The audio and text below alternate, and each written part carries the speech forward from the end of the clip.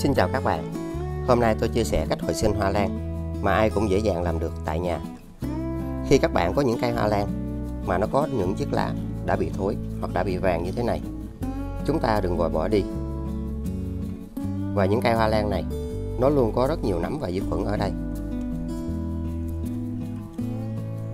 Khi hoa lan bị nấm hoặc chất trồng quá ẩm sẽ làm cho những chiếc lá này bị thối rất nhanh chóng. Và điều này sẽ ảnh hưởng rất lớn đến những cây hoa lan khác. Các bạn hãy cách ly những cây hoa lan này ra khỏi những cây khỏe mạnh để tránh ảnh hưởng.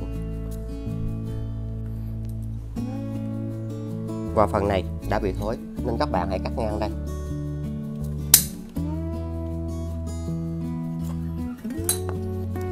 Sau đó chúng ta gỡ bỏ những chiếc lá vàng này ra khỏi cây. Và những chiếc lá này cũng đã bị thối. Với những phần gốc như thế này, các bạn cần kiểm tra thật kỹ trước khi vội bỏ những cây hoa lan này. Và điều cần làm là hãy bỏ hết những chất trồng cũ này ra khỏi cây. Vì đây là chất trồng công nghiệp, nó giữ ẩm rất nhiều và điều này đã làm cho những chiếc rễ rất dễ bị hư và bị thối. Nếu sử dụng thì chúng ta sử dụng với một liều lượng phù hợp.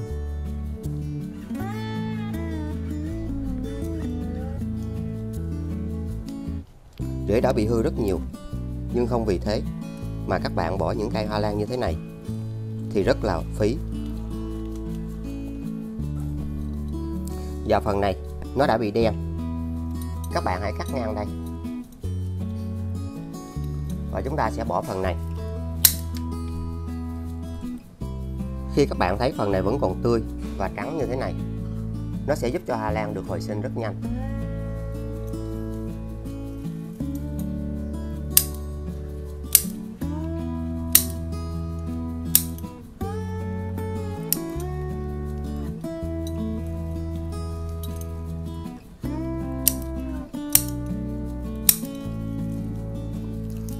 Và hãy kiểm tra thật kỹ những chiếc rễ này.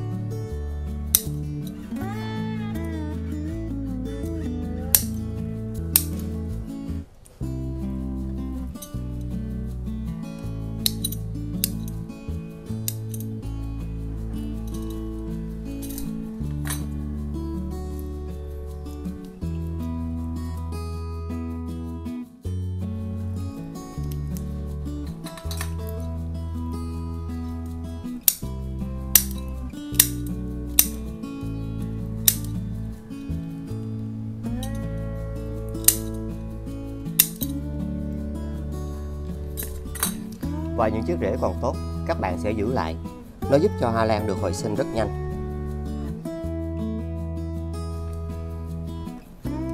Và với cây hoa lan này, bạn thấy chiếc lá trên đây nó đã bị thối rất nhiều. Nên những chiếc lá này chúng ta hãy gỡ ra.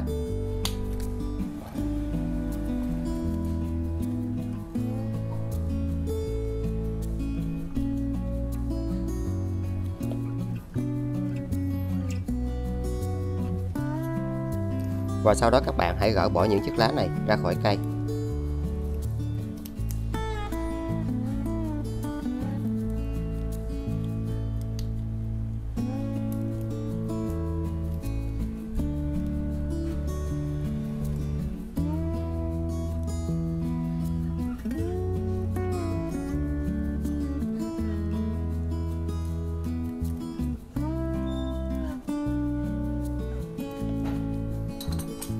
Các bạn hãy cắt bỏ những phần đen này.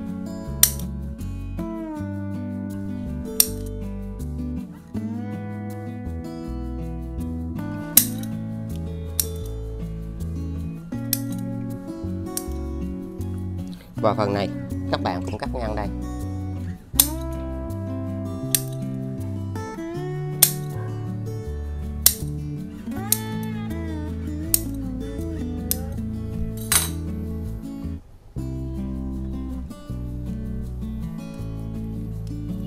Sau đó hãy rửa cho thật sạch.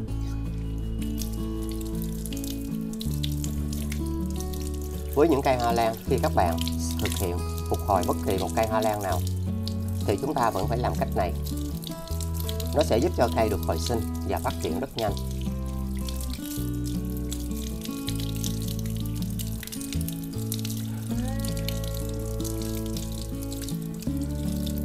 Các bạn chỉ hồi sinh được khi phần này vẫn còn tươi. Nếu như phần này đã bị thối thì chúng ta sẽ không thể nào hồi sinh được. Và hãy rửa phần gốc cho thật sạch.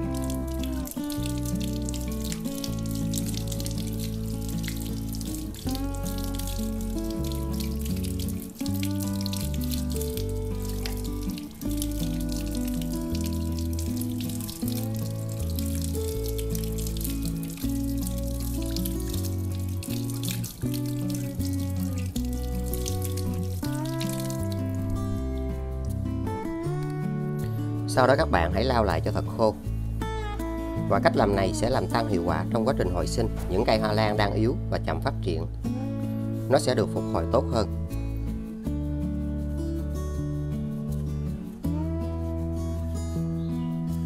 Nếu như phần thối đã ảnh hưởng đến điểm sinh trưởng này thì các bạn sẽ không thể hồi sinh được.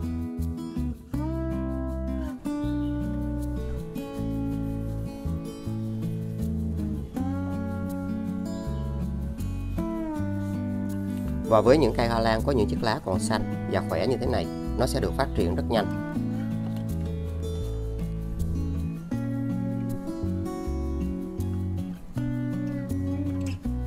Và những chiếc rễ này nó vẫn còn rất tươi. Và phần cắt của rễ vẫn còn tươi và xanh. Hoa lan sẽ được hồi sinh rất tốt.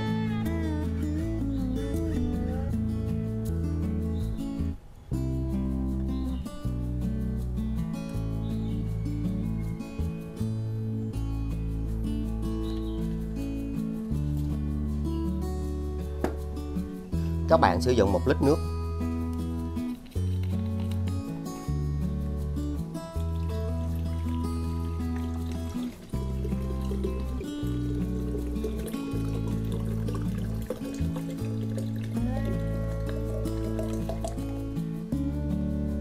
Chúng ta sử dụng bột baking soda. Ở đây là một trong những cách đơn giản để giúp cho những cây hoa lan của các bạn không bị nấm và nó sẽ được hồi sinh rất nhanh.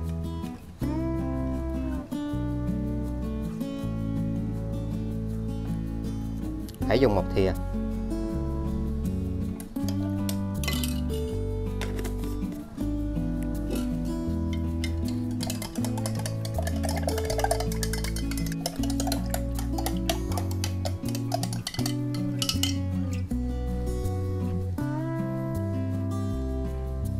Các bạn hãy đặt tất cả những chiếc rễ vào đây. Và hãy cho nước này vào.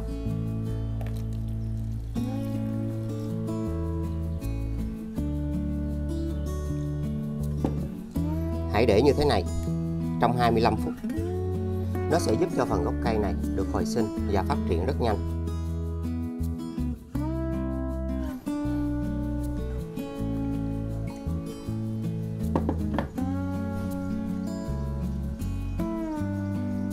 Các bạn sử dụng nước này để chúng ta lau lá. Và cách làm này sẽ giúp cho những cây hoa lan chỉ còn 1 lá khi hồi sinh thì sẽ không bị nấm.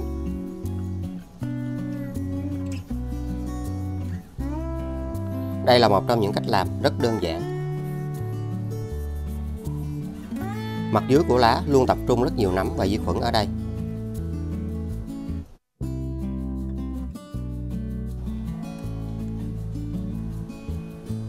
Các bạn hãy cho nước này vào đây.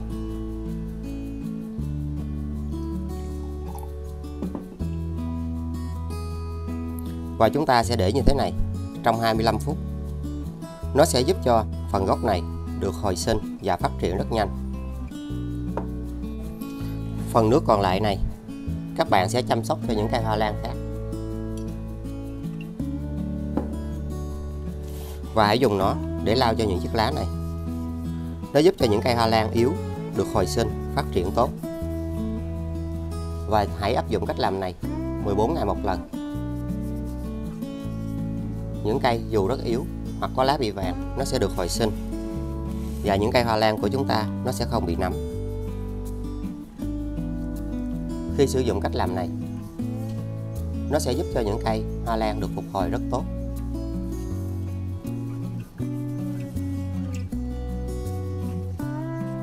Loại bỏ bụi bẩn trên hoa lan rất hiệu quả. Và điều này sẽ giúp cho những chiếc rễ phát triển tốt hơn.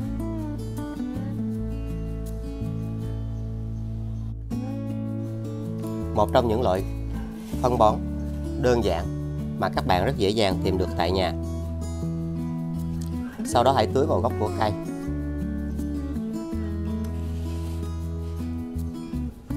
Bộ rễ sẽ được bảo vệ rất tốt.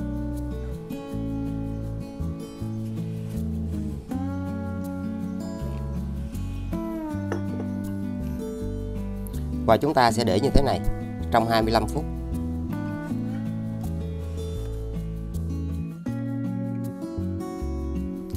Sau đó các bạn lấy ra và hãy đặt những cây hoa lan như thế này ở những nơi có ánh sáng. Nó sẽ giúp cho cây được xanh và được hồi sinh rễ.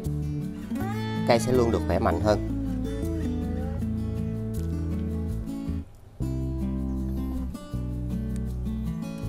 Sau đó các bạn lấy gốc cây này ra. Các bạn sử dụng bột quế. Bột quế có tính kháng khuẩn tự nhiên và giúp cho hoa lan được khử trùng rất tốt. Trong mọi trường hợp khi cây bị thối nhụng, các bạn hãy làm cách này và hãy bôi vào phần cắt của rễ và những phần của rễ bị đen hoặc bị cắt. Các bạn cũng bôi vào. Nó sẽ giúp cho những phần này được phục hồi rất nhanh. Và hãy rắc một ít vào phần gốc của cây. Và bột quế hỗ trợ sẽ giúp cho những cây hoa lan của các bạn khi trồng lại nó sẽ không bị nấm. Một phương pháp rất đơn giản.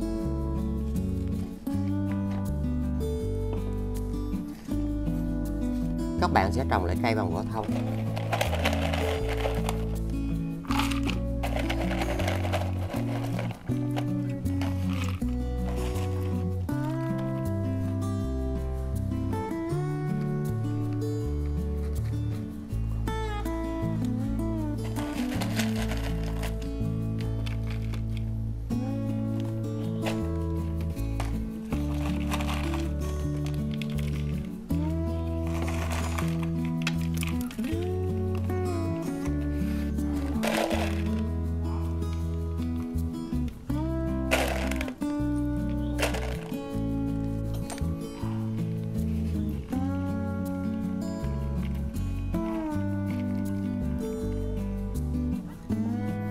Cho vào một ít rêu.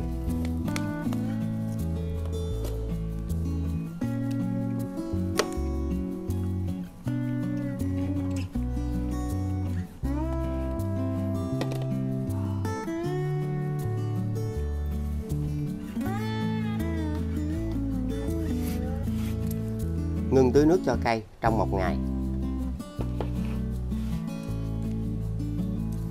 Sau đó hãy lấy gốc cây này ra.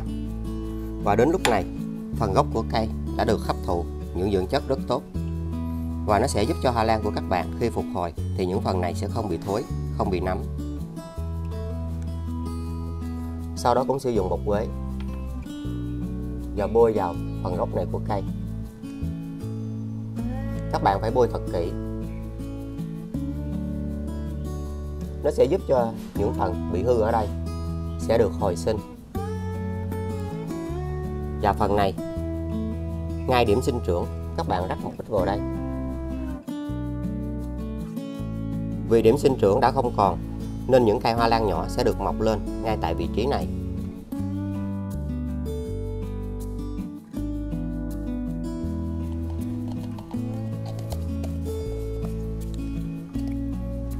Các bạn để ở nơi mát trong 1 ngày.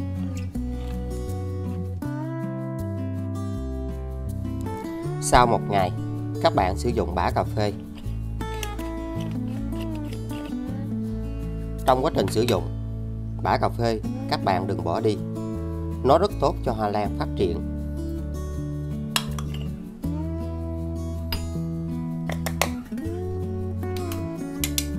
Và đây là một trong những dưỡng chất mà chúng ta sẽ sử dụng để giúp cho hoa lan hồi sinh nhanh và dễ.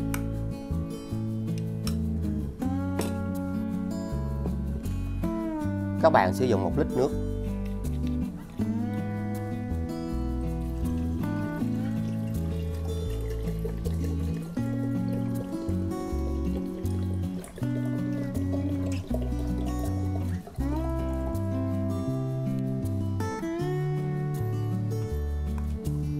Và chúng ta chỉ sử dụng 1 thìa duy nhất.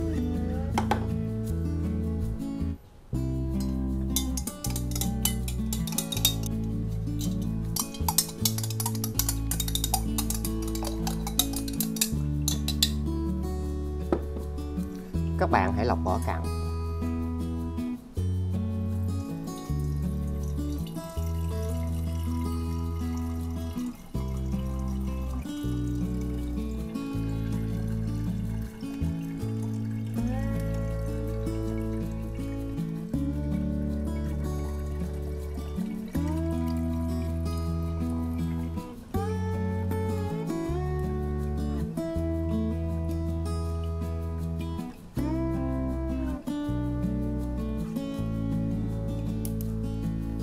Sau đó dùng những miếng bông mềm như thế này.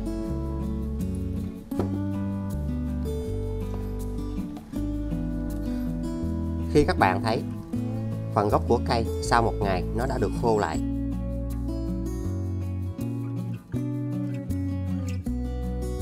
thì đến lúc này sẽ rất yên tâm để hồi sinh được cây hoa lan phát triển nhanh hơn. Và chúng ta hãy dùng nó để lau cho chiếc lá. Nó giúp cho chiếc lá khi các bạn phục hồi sẽ không bị nấm. Cà phê có tính kháng khuẩn nhẹ và là dưỡng chất hữu cơ rất bền vững cho mọi loài hoa lan phát triển và hồi sinh.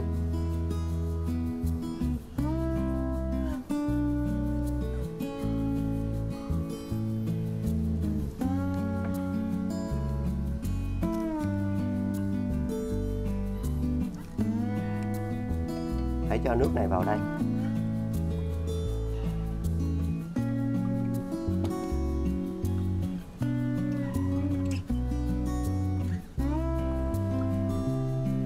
Các bạn sẽ tiếp tục ngâm phần gốc này trong 20 phút.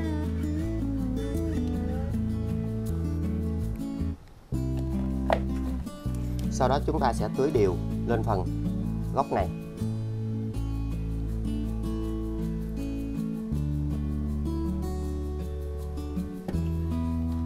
Và cũng để trong 20 phút.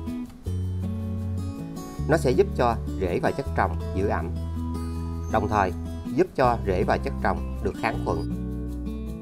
Những cây hoa lan sẽ được hồi sinh rất nhanh từ gốc như thế này. Và phần nước còn lại này các bạn đừng bỏ đi, mà hãy sử dụng nó để chăm sóc cho những cây hoa lan nếu các bạn có trồng trong nước. Và cách làm này mình đã chia sẻ rất nhiều trên kênh, các bạn có thể xem thêm. Nó cũng giúp cho rễ được phát triển rất nhanh. Khi các bạn sử dụng cà phê, rễ sẽ được phát triển rất tốt với cách làm này. Và nó giúp cho những cây hoa lan yếu, nó vẫn được mọc rễ. Và chúng ta lau lá như thế này thì những chiếc lá sẽ không bị nấm, không bị côn trùng. Nếu các bạn có thực hiện phương pháp hồi sinh bằng nước hoặc chúng ta trồng cố định thì hãy nên áp dụng cách làm này 2 tuần một lần. Nó giúp loại bỏ bụi bẩn, làm sạch lá hoa lan, thúc đẩy giúp cho cây được tăng cường trao đổi chất, phát triển rất tốt.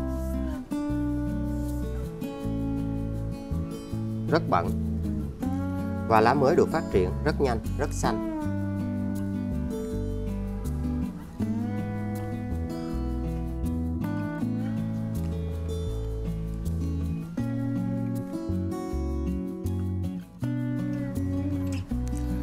Sau đó các bạn lấy ra, và đến lúc này phần gốc này nó đã được hấp thụ tất cả những dưỡng chất từ nước cà phê. Chúng ta sẽ yên tâm để giúp cho cây hồi sinh.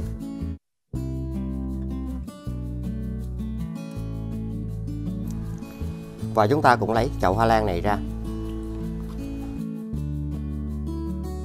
Các bạn sử dụng nước để phun sương cho cây 7 ngày một lần, để ở nơi có ánh sáng. Nó sẽ giúp cho hoa lan này được phát triển cây nhỏ. Không được tưới quá nhiều nước. Và vẫn dùng những chai nhựa như thế này đậy lại, chờ cho cây hồi sinh. Sử dụng một nắp nhựa và hãy cắt giống như mình.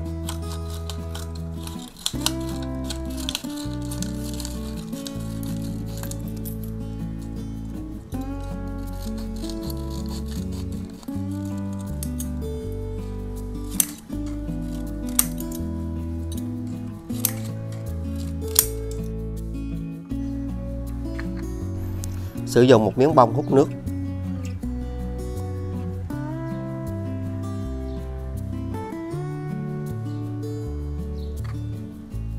Và cách làm này rất hiệu quả cho những cây hoa lan yếu.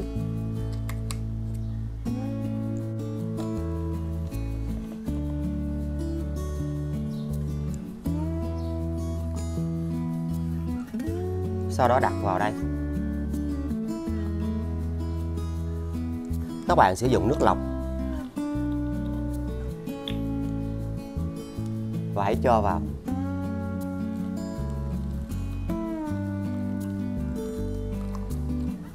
Các bạn không được cho quá nhiều nước. Nước sẽ được miếng bông hút lên để giữ ẩm. Và cách làm này chỉ kiểm tra để thêm nước ở đây,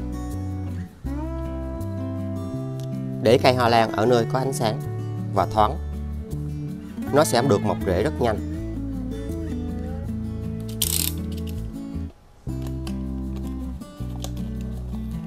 Khoét những lỗ trao đổi không khí ở đây.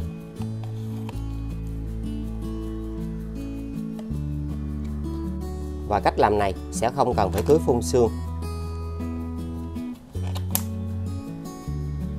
Hãy chờ cho cây hoa lan này hồi sinh.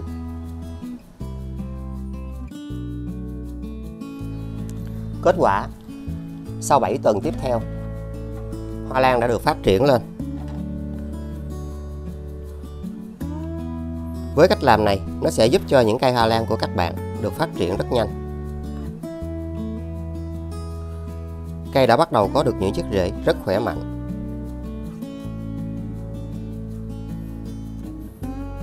Khi chúng ta sử dụng những cách làm này, thì nó sẽ góp phần giúp cho những cây hoa lan nhỏ được mọc và phát triển tốt hơn.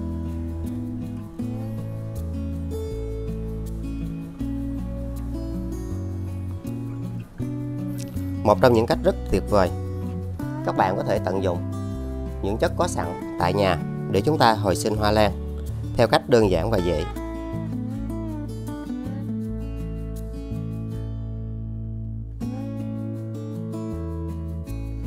Và đến giai đoạn này, mình chia sẻ thêm cách chăm sóc đơn giản để các bạn có thể giúp cho những cây hoa lan như thế này nó được lớn nhanh và dễ hơn.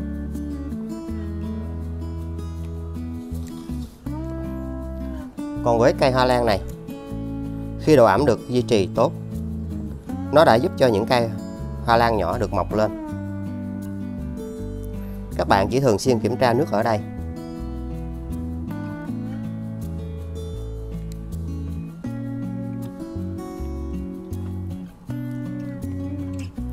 Và với cách làm đơn giản này, chúng ta sẽ có được những cây hoa lan phát triển rất nhanh. Khi điểm sinh trưởng bị thối, nó sẽ góp phần giúp cho những cây hoa lan của các bạn được hồi sinh một cách rất tuyệt vời. Các bạn có thể xem thêm từ những cách mà mình đã có chia sẻ. Và đến giai đoạn này, chúng ta sẽ trồng lại theo một cách mới để nó giúp cho những cây hoa lan như thế này được hồi sinh, phát triển tốt hơn.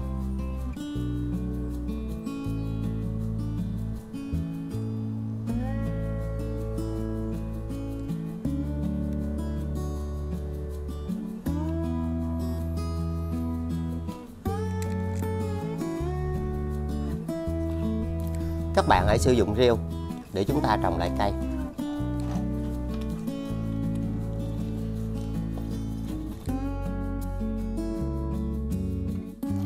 Vì nó là cây hoa lan còn yếu nên các bạn hãy để cây ở nơi mát trong vài ngày.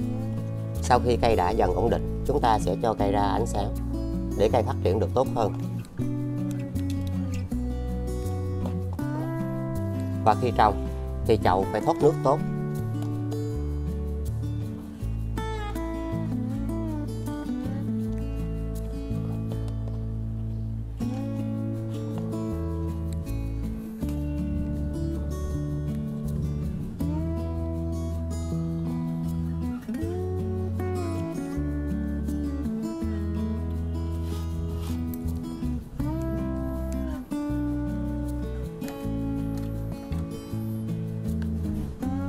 Các bạn sẽ sử dụng bã cà phê. Và giai đoạn này chúng ta chỉ dùng 1/2 thìa. Cho vào 500ml nước.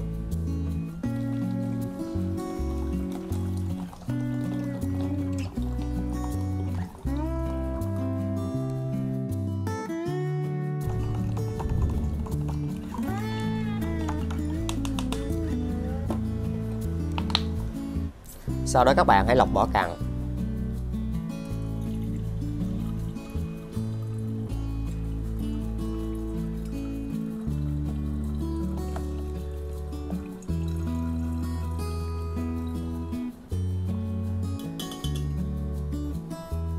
Hãy cho nó vào bình phun.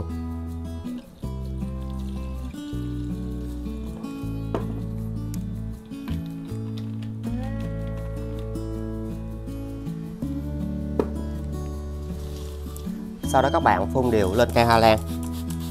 Và nên áp dụng cách làm này 14 ngày một lần. Nó giúp cho những cây hoa lan của các bạn được phát triển rất nhanh. Cây sẽ luôn được khỏe mạnh hơn với cách làm này. Sau đó hãy đậy những chiếc rễ này lại.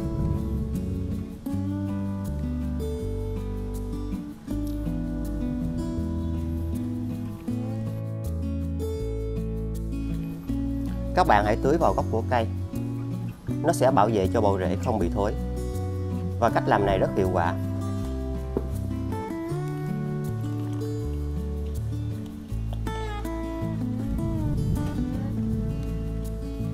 Các bạn tiếp tục đậy lại và để vào vị trí cũ.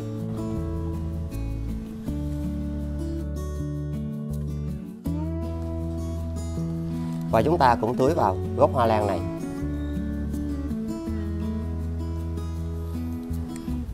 Sau đó các bạn phun trực tiếp lên cây. Và cũng áp dụng cách làm này 14 ngày một lần. Nó giúp cho hoa lan được phát triển rất nhanh. Và giai đoạn này các bạn hãy cho cây ra ánh sáng.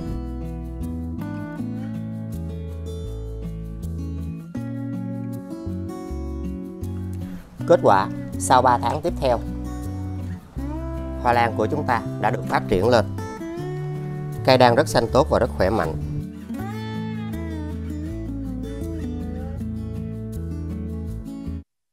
Với cách làm đơn giản này, nó sẽ giúp cho những cây hoa lan của các bạn được phát triển rất nhanh khi gốc cây đã bị thối hoặc đã bị nấm. Và bây giờ chúng ta sẽ yên tâm để giúp cho cây được khỏe hơn khi các bạn để ở môi trường bên ngoài và không cần phải đậy lại. Tùy vào giống hoa lan, có cây rất nhanh và có cây rất chậm. Nên các bạn cần phải kiên trì với những cây hoa lan như thế này.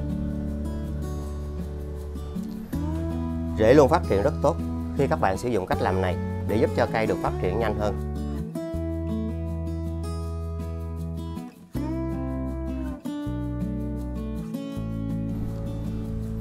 Còn với cây hoa lan này, nó đã được phát triển rất xanh tốt. Và chiếc lá này có thể bị vàng lại là điều hoàn toàn bình thường. Các bạn sẽ có được những cây hoa phong lan phát triển rất nhanh. Một phương pháp rất đơn giản. Vì những cây này thường nhận dinh dưỡng từ lá và một phần của gốc cây, nên nó sẽ bị vàng đi. Để nhường dinh dưỡng cho những cây hoa lan nhỏ như thế này là điều hoàn toàn bình thường.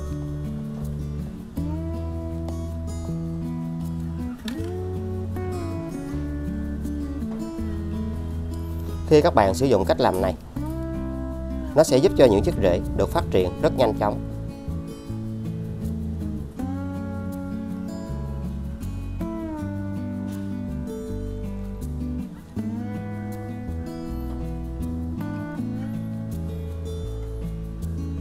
Các bạn có thể xem thêm từ những cách mà mình đã có chia sẻ trên kênh.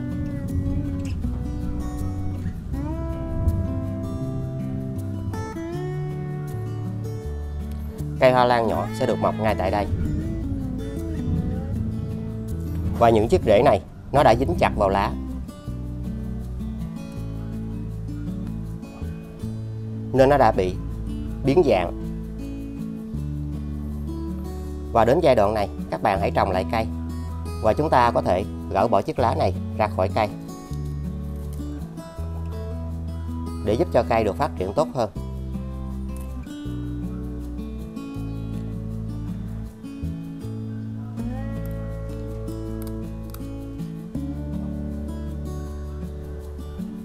Sau đó các bạn sẽ trồng lại bình thường.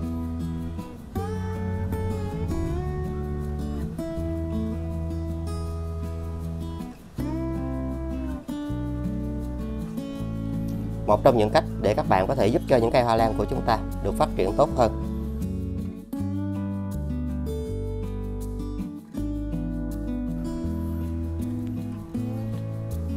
Các bạn hãy trồng lại bằng vỏ thông.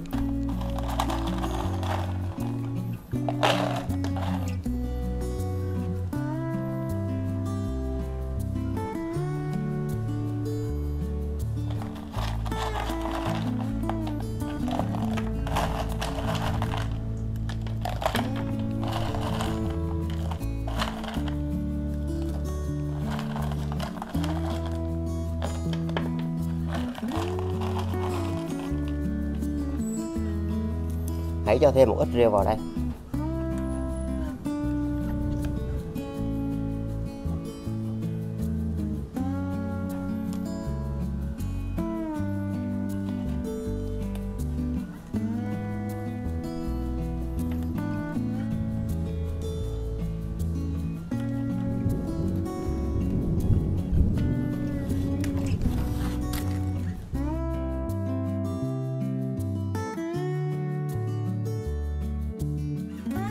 Sau đó các bạn sử dụng một ít bột quế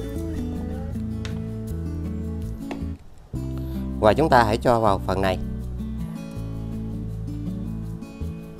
Các bạn sẽ không tưới nước ngay tại đây trong một tuần và đặt cây ở nơi có ánh sáng. Khi nào phần này lành hẳn, chúng ta sẽ tưới nước và chăm sóc bình thường.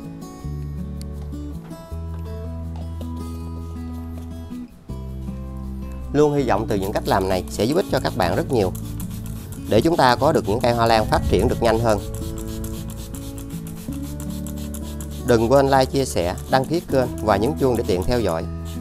Xin chào và hẹn gặp lại. Chúc các bạn luôn thành công.